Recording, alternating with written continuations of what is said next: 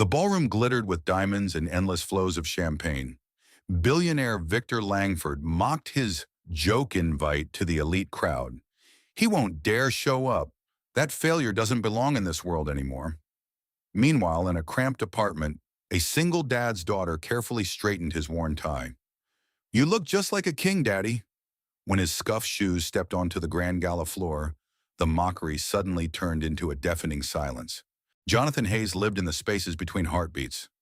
At 43, his existence was a masterpiece of deliberate, painful simplicity. His world was measured not in net worth or market share, but in the quiet morning routine of making oatmeal, the scent of fresh rain on the sidewalk, and the rhythmic, peaceful sound of his daughter Lila's breathing as she slept.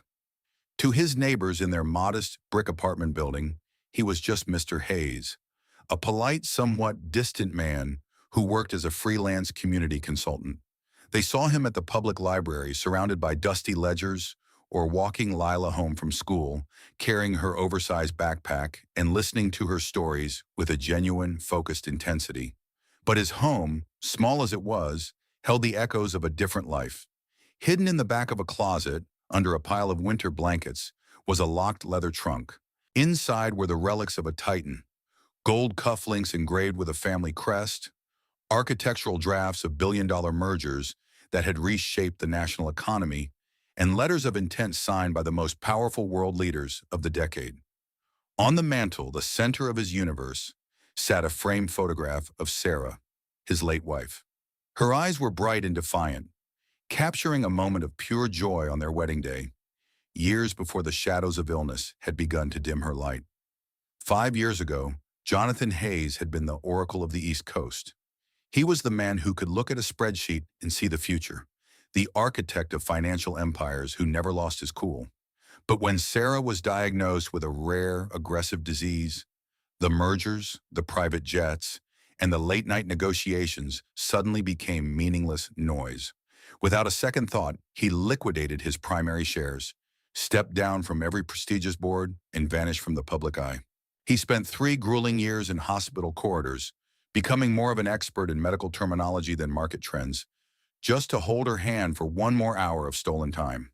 When she finally passed, the world moved on with cold efficiency. The financial press speculated about his nervous breakdown. Rivals claimed he had lost his killer instinct and had been broken by the grief. Jonathan let them talk. He had learned a truth they hadn't: that time is the only currency that really matters, and you can't buy back a single second. He chose to live quietly, raising Lila on the remnants of his private wealth, which he managed through a web of anonymous trusts and silent investments. He didn't want the crown. He wanted to be the father Sarah would have been proud of. Meanwhile, Victor Langford was a man who measured his worth by the volume of his voice and the height of his skyscrapers. At 50, Victor was new money, loud, aggressive, and deeply insecure beneath his tailored Italian suits. He was hosting his annual Diamond Heart Gala, an event marketed as philanthropy but designed entirely for vanity. Victor had held a decade-long grudge against Jonathan. 10 years ago, Jonathan had blocked one of Victor's hostile takeovers with a single ethical phone call to the SEC. Victor had felt small and humiliated that day, and he had spent every day since then waiting for a chance to feel big at Jonathan's expense. 2 weeks before the gala, Victor was at an exclusive cigar lounge with his inner circle of yes men. "Did you hear about Hayes?" Victor laughed, blowing a thick cloud of smoke. "Someone saw him at a discount grocery store checking the price of eggs. Can you imagine? The Oracle is now a coupon clipper." On a whim of pure petty arrogance, Victor grabbed a gold-trimmed invitation card. "I'm going to send him an invite," he declared, his eyes gleaming with malice. "As a joke, I want him to walk through those doors and realize exactly what he threw away for a simple life. I want him to see what a real winner looks like." He scribbled a note on the back. "Come if you dare, Jonathan. I'll even pay for your taxi. I hope you still remember which fork to use, or has it been too long since you've eaten off anything but plastic?" The invitation arrived at the small apartment on a Tuesday. Jonathan stared at the gold ink, feeling the familiar sting of the world he had left behind. He didn't need the champagne. He didn't need the fake smiles of people who only valued him for his balance sheet. He was ready to toss it in the trash when Lila walked into the room. She picked up the card, her eyes widening at the glitter. "Is this a party for kings, Daddy?" she asked, her voice full of wonder. "No, honey. It's just a party for people who think they're kings," Jonathan replied, trying to take the card back. "But you look so sad when you look at it," she said, her young face suddenly serious. She walked over and stood on her tiptoes, reaching up to straighten the collar of his simple cotton shirt. "You should go. You're the smartest, bravest man I know. Show them that you're still the man Mommy loved. Show them you aren't hiding." Her pure, unwavering faith shattered his resolve. He realized that by hiding from the world, he might be teaching her to be afraid of it. For her, he would step back into the lion's den. He spent the next 3 days carefully reviving his old suit, polishing his shoes until they shone like mirrors, and preparing his mind for the battle he knew was coming. The Langford estate was a fortress of glass, steel, and unbridled ego. Searchlights swept the sky, and limousines lined the driveway like a parade of shiny black beetles. Jonathan Hayes arrived not in a chauffeured Maybach, but in a modest yellow taxi. He paid the driver, tipped him generously, and stepped out onto the gravel. He was wearing the same suit he had worn to Sarah's funeral, high-quality charcoal wool that had been impeccably tailored. It was a suit that carried the weight of history and the dignity of a man who knew his own value. He walked toward the grand entrance with a rhythmic, steady pace. He didn't look up at the towering columns or the flashbulbs of the paparazzi. He moved with the practiced internal stillness of a man who had already faced the worst the world could throw at him. At the door, the lead usher, a man trained by Victor to recognize the joke guest, saw the name Jonathan Hayes on the invitation and smirked. "Right this way, mister." "Hayes," the usher said, his voice dripping with practiced condescension. "The coat check for standard attire is around the corner. Try not to get lost. The ballroom is for invited guests only." Jonathan didn't blink. He didn't respond to the jab. He simply looked the man in the eye until the usher's smirk faltered. Then he walked past him into the roar of the party. Inside, the ballroom was a sensory overload of wealth. The scent of $500 an ounce perfume mixed with the aroma of aged scotch and expensive floral arrangements. Victor Langford was at the far end of the room, standing near a fountain that flowed with sparkling wine. He saw the figure in the dark suit step through the doors. His heart skipped a beat, not from fear, but from a sudden, jarring jolt of recognition. Even in an old suit, Jonathan Hayes carried an aura of authority that Victor could never buy, no matter how many buildings he put his name on. Victor masked his unease with a booming laugh. He clapped his hands, drawing the attention of the surrounding elite. "Well, well, look who decided to grace us with his presence. The ghost of Wall Street has arrived. Welcome, Jonathan. I was worried the bus was running late." A wave of snickers and whispers followed. People turned, glasses in hand, to witness the spectacle of the fallen titan. They saw a man who looked like he belonged in a different era. "Is that him?" a young heiress whispered. "He looks so ordinary." Jonathan began to walk across the marble floor. He didn't head for the bar, and he didn't head for Victor. He moved through the crowd like a shark through a school of colorful, noisy fish. Gradually, as he approached the center of the room, the laughter began to die down. The older guests, the veterans who had been in the trenches during the Great Recession, began to straighten their backs. They remembered. They remembered the man who had dismantled the Sterling Group with a single memo. They remembered the man who had outplayed the biggest banks in the world while staying completely calm. "Jonathan?" whispered Arthur Penhaligon, a banking legend whose name was synonymous with stability. He stepped forward, clutching his silver-headed cane. "I thought you were gone, my boy. Truly gone." "I was exactly where I needed to be, Arthur," Jonathan replied, his voice low and resonant, cutting through the ambient noise of the party. "How is your grandson's recovery going? I heard the surgery was a success." Arthur blinked, touched that this man remembered such a personal detail. "It was. Thank you, Jonathan. Truly." Victor, sensing the spotlight drifting away, pushed his way through the crowd. He was sweating slightly beneath his lights. "Arthur, don't bore the man with family stories. Jonathan is here to see how the real world works now. Jonathan, I hope you brought your checkbook. The starting bid for the main auction is $50,000. That's probably more than your annual grocery budget, isn't it? Jonathan turned his gaze to Victor.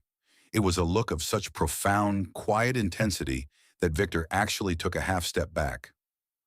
Victor, Jonathan said calmly, you've spent a lot of money tonight to remind people what you have. I wonder, do they know how much you owe? Not to the banks, but to the people whose land you took for that new development project in the valley? The room went dead silent. Victor's face flushed a dangerous shade of purple. I don't owe anyone anything. That was a legal acquisition. Legal isn't always right, Victor, Jonathan said, his voice never rising. You're hosting a gala for leukemia tonight, yet the runoff from your valley factories is the primary cause of the cluster in that very neighborhood. It's a curious form of charity. A collective gasp echoed through the ballroom. Elena, a powerful board member of the National Health Foundation, stepped forward. She didn't look at Victor. She looked at Jonathan with intense interest. Mr. Hayes, we've been trying to reach your advisory group for months. We were told you only take anonymous inquiries now. We need someone with your perspective on our endowment's ethics committee. Victor gripped his crystal glass until the stem snapped with a sharp crack. Champagne spilled over his silk sleeve, but he didn't even flinch. He was watching his carefully constructed kingdom crumble in real time. The joke guest wasn't a victim. He was a judge. Jonathan remained perfectly poised. He wasn't there to humiliate Victor for sport. He was there to fulfill a promise to a little girl who believed her father was important. He was showing Lila in the world that dignity is a shield that money cannot pierce. He moved through the room not as a beggar, but as a man who had already won the only game that mattered. The time for the grand pledge arrived, the climax of the evening where the wealthiest donors announced their contributions to the new Sarah Hayes Memorial Research Wing. Victor had chosen the name specifically to taunt Jonathan, a cruel reminder of his loss. He took the stage, the spotlights reflecting off his sweat-beaded forehead. He needed a win. He needed to reclaim the room. Tonight is about legacy, Victor shouted into the microphone, his voice booming with forced bravado. It's about the Langford name being synonymous with hope. I am proud to announce that through my personal outreach, we have secured a record-breaking anonymous donation of $40 million. This represents 40% of our entire capital campaign goal in a single night. The room erupted in thunderous applause. People stood up, cheering for the massive sum. Victor basked in the light, a smug, triumphant grin returning to his face. He looked down at Jonathan, who was sitting at a small table in the back, quietly sipping a glass of water. I'd like to invite our anonymous donor to come forward, Victor said, his voice dripping with fake humility. Though they requested privacy, I believe such a monumental act of Langford-inspired charity deserves a standing ovation from every person in this room. Victor waited, expecting a prearranged business associate to step up and give him a public endorsement that would cement his social standing for another decade. But Marcus, the chairman of the hospital board, stepped onto the stage. He looked uncomfortable, his eyes darting between Victor and the back of the room. He took the microphone from Victor's hand. Actually, Victor, Marcus began, his voice cracking slightly.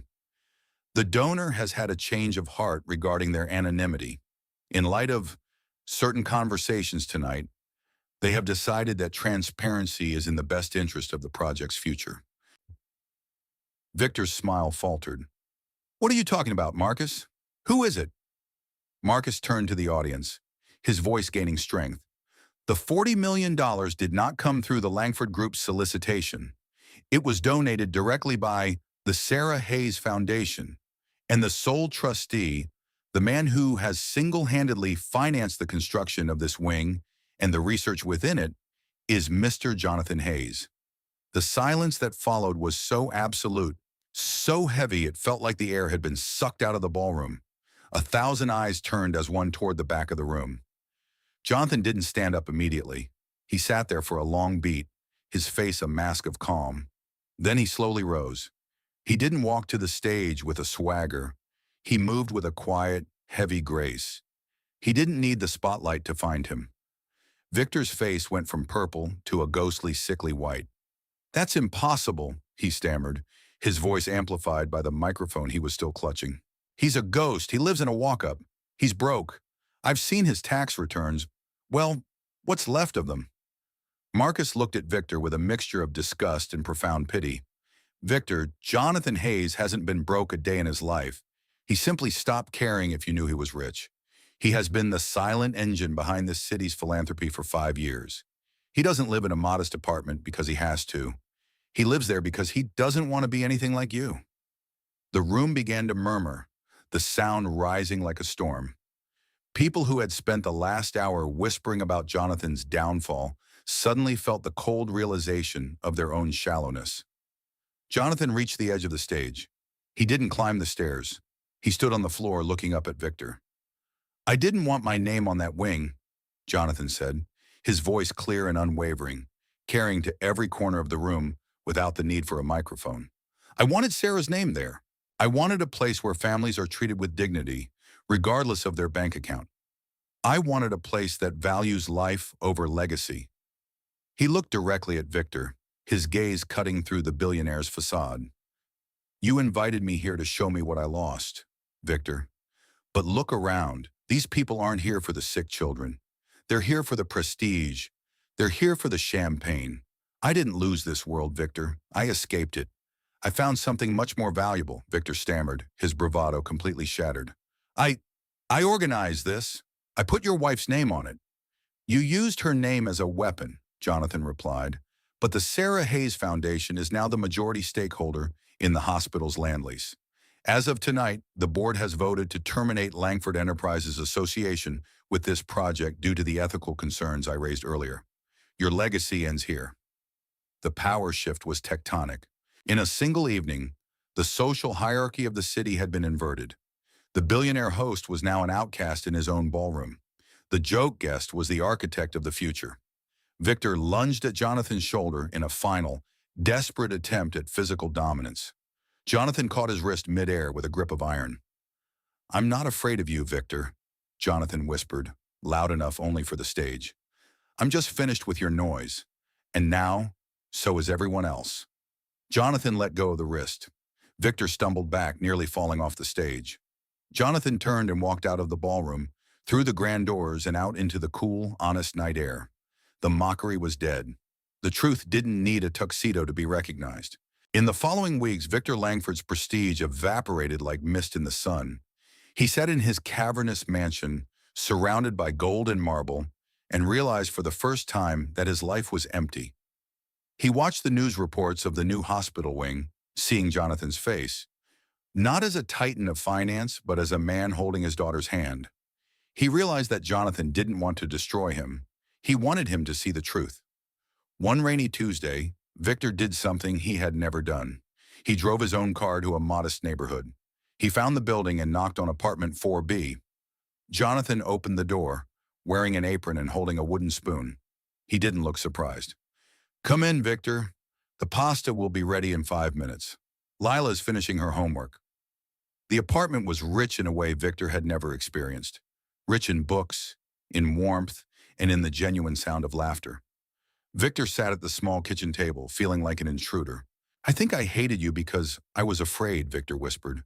"Afraid that if I stopped being the loudest person in the room, I would simply disappear, that I would be nothing." "You disappear when you stop listening, Victor," Jonathan said, placing a plate of food in front of him.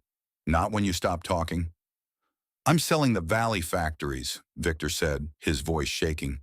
"I'm setting up a clean water initiative for the families there. I told the board it was your idea. I wanted them to know." "It doesn't matter whose idea it was," Jonathan replied. "It only matters that the water is clean." Later that night, after Victor had left, Lila sat on the rug, leaning against her father's legs. "Why didn't you tell them sooner, Daddy? Why did you let them say those mean things to you?" "Because, Lila, respect that is forced isn't respect at all. It's just fear. I wanted you to see that you can walk through a storm and stay dry, as long as you know exactly who you are." The best part of that night wasn't the money or the stage. It was the way you looked at me when you fixed my tie in the mirror. That was the only important thing that happened all night. Victor began volunteering at the community centers Jonathan funded. He learned that a person's greatest asset isn't their capital, it's their capacity to care. He learned to be quiet. A year passed. The Shadow Lab, Jonathan's network of local initiatives, was thriving. It wasn't a corporate entity, it was a community.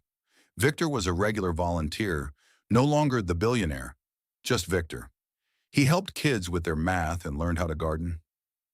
Jonathan still lived in apartment 4B. He still carried Lila's backpack on the walk home from school. The final scene shows them walking home from a high school science fair. Lila, now 14, carries a first-place trophy for her project on bioremediation. "They stopped laughing a long time ago, didn't they, Dad?" Lila asked, looking up at the man who was her entire world. "They did, honey, but that was never the goal." "I know," she smiled. "The goal is to make sure everyone has a reason to laugh, regardless of who's watching or how much is in their pocket." Jonathan looked at the stars, thinking of Sarah. He realized his greatest wealth wasn't the millions in the bank, but the warmth of Lila's hand in his and the peace in his own heart. He had honored Sarah not with a building, but by becoming the man she always knew he was. True authority doesn't need a stage. It doesn't need a microphone or a gold-trimmed invitation. It simply arrives, stands in the truth, and lets the silence speak for itself. If you believe healing stories like this deserve to be told, please leave a comment and subscribe to CPH Healing Stories. We tell the stories that should never be forgotten, because your value isn't in what you own, but in the heart you carry.